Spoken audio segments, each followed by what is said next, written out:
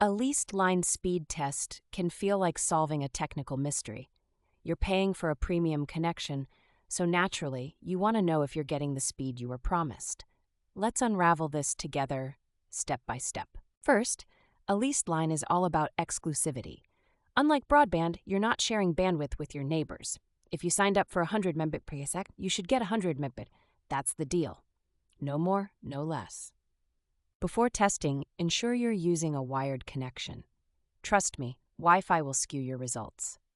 The goal here is accuracy, and latency over wireless can give you a false sense that your leased line is underperforming. Your leased line provider likely gave you a Service Level Agreement (SLA). This document is gold. It spells out the minimum guaranteed speeds and uptime you should expect. Make sure you have it handy when testing. To test correctly, close all unnecessary apps and background processes. You don't want Netflix, cloud backups, or any rogue device secretly sapping your bandwidth. It's a simple fix that could save you a headache. For the actual test, use tools like speedtest.net or your provider's own speed test utility. Check their recommended server locations. It matters. The closer the server to your location, the more accurate your results. Run the test multiple times throughout the day. Speed can vary with network congestion, maintenance, or other factors. By comparing results from different times, you'll get a clearer picture of your line's performance. Are the results below what you expected?